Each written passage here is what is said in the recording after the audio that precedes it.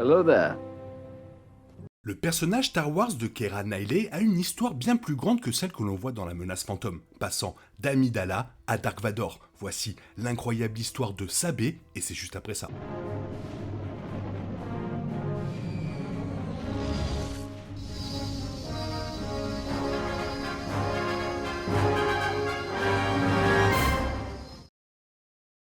Dans la chronologie établie de Star Wars, Sabé, la servante de Padmé Amidala, a fait bien plus que son rôle initial de garde du corps et sosie de la reine de Naboo. À cette fin, le voyage de Sabé dans le canon de Star Wars s'étend également bien au-delà d'une époque et est également devenu assez sombre.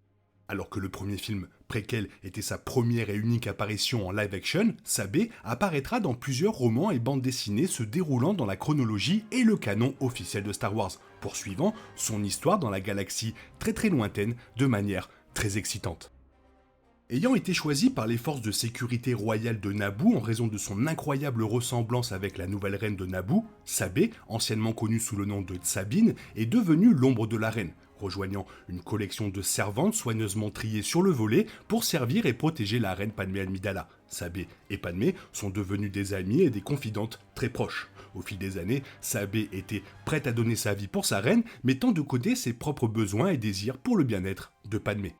Le service de Sabé en tant qu'ombre de la reine comprenait notamment le fait de se faire passer pour Amidala lors du blocus de Naboo par la Fédération du Commerce, comme on le voit dans La Menace Fantôme. Sabé continuera à jouer le rôle de Padmé jusqu'à ce que Padmé elle-même abandonne la mascarade pour gagner la confiance et le soutien des Gungans avant la bataille de Naboo. Dans les années qui suivirent, Sabé continuera à servir Padmé même après qu'Amidala ait quitté le trône de Naboo et soit devenue sénatrice représentant leur monde natal dans la République. Lorsque Padmé est devenue sénatrice de Naboo, le rôle de Sabé a dépassé le rôle de Leur. Ayant été témoin de la sombre vérité sur la planète Tatooine et son commerce d'esclaves pendant la menace fantôme, Padmé chargea Sabé de retourner dans le monde désertique pour acheter et déplacer plusieurs esclaves hors du monde, leur donnant ainsi leur liberté et les aidant à fonder leur propre colonie. Bien que Padmé souhaitait particulièrement acheter la liberté de Shmi, la mère d'Anakin Skywalker, Sabé n'a pas pu la retrouver car elle avait depuis quitté Mos Espa pour faire partie de la famille Lars près de la ville de Mos Eisley. Pendant la guerre des clones, Sabé a accepté de servir à nouveau temporairement de double et de garde de corps de Padmé, comme on le voit dans le roman Queen Hope. Cependant, c'est à cette époque que Sabé découvre l'implication amoureuse de Padmé avec Anakin Skywalker lorsqu'il tente de se faufiler dans l'appartement de Padmé sur Coruscant pour être avec sa femme, pour finalement se retrouver avec Sabé. Cependant, Sabé a choisi de garder le secret en sécurité, ne révélant à personne le mariage caché.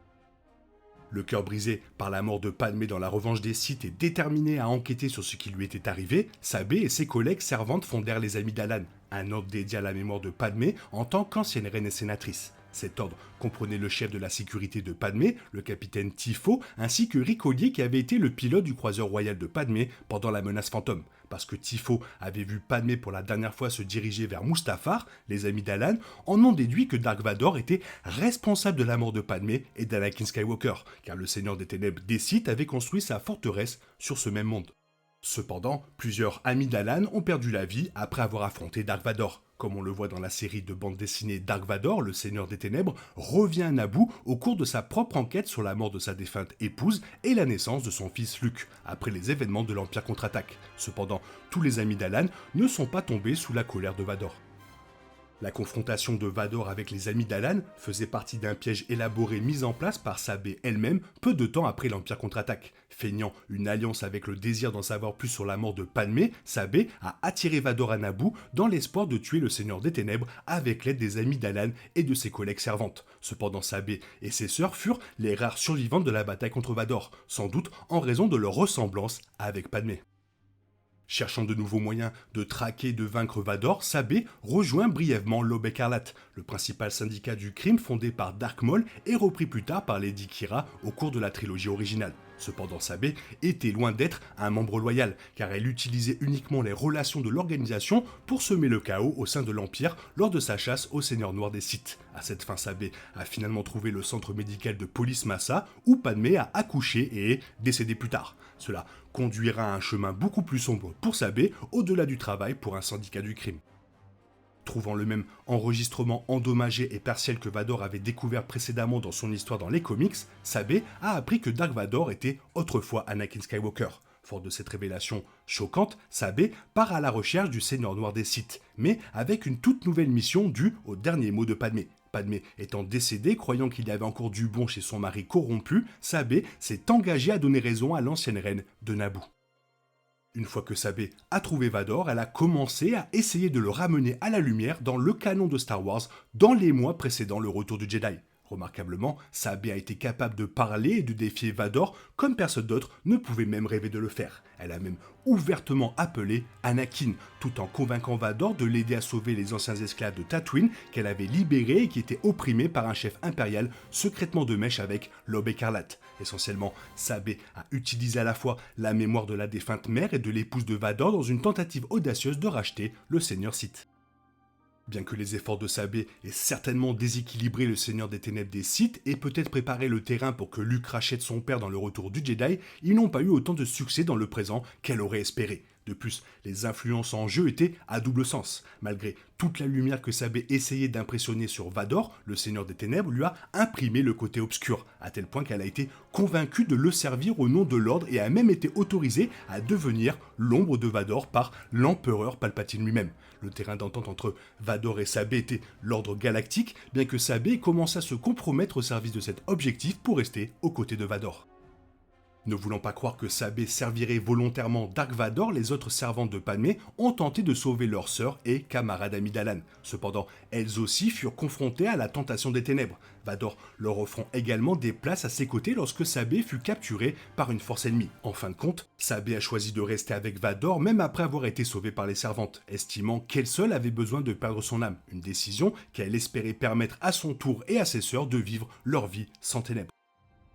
En fin de compte, une perturbation majeure au sein de la Force a obligé Sabé à prendre une décision critique. Grâce à une vague de force provoquée par les événements du crossover Hidden Empire, la haine et le pouvoir de Vador dans la Force sont devenus destructeurs hors de son contrôle, à tel point qu'il a été incapable de garder Sabé en sécurité à moins qu'elle ne le rejoigne vraiment dans sa haine. De même, Sabé a une vision de son avenir si elle s'engageait pleinement envers Vador et à la cause impériale au nom de l'ordre.